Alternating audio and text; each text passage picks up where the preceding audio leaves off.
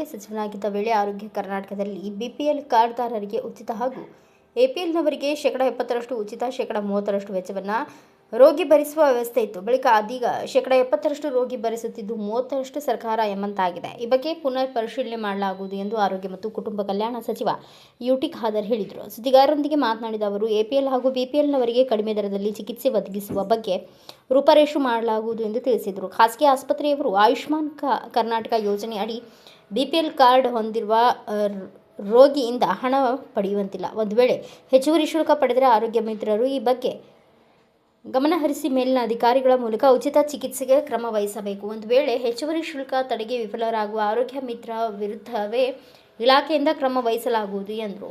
ಜನಸಾಮಾನ್ಯರಿಗೂ ಅತ್ಯುತ್ತಮ ಆರೋಗ್ಯ ಸೇವೆಗೆ ಖಾತ್ರಿ ಪಡಿಸುವುದಕ್ಕಾಗಿ ಆರೋಗ್ಯ ಮಿತ್ರ ನೇಮಕ ಮಾಡಿರುವುದು, ಅಗತ್ಯವಾದ ಕೆಲವು ಯೋಜನೆಗಳನ್ನು ಜಾರಿಗೊಳಿಸುವುದು ಹಾಗೂ ಅನಗತ್ಯ ಕಾರ್ಯಕ್ರಮಗಳನ್ನು ಕೈಬಿಡುವ ಬಗ್ಗೆಯೂ ಮುಂದಿನ ದಿನಗಳಲ್ಲಿ ರಾಜ್ಯವ್ಯಾಪಿ ಕ್ರಮ ವಹಿಸಲಾಗುವುದು ಎಂದು ಹೇಳಿದರು.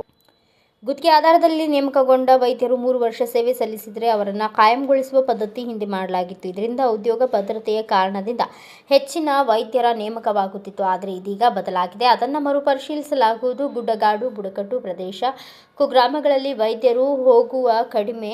ಅದಕ್ಕಾಗಿ ಅಲ್ಲಿ ಕೆಲಸ ನಿರ್ವಹಿಸುವವರಿಗೆ ಹೆಚ್ಚುವರಿ ವೇತನ ನೀಡುವ ಬಗ್ಗೆ ಚರ್ಚೆ ನಡೆಸಲಾಗುವುದು ಎಂದರು.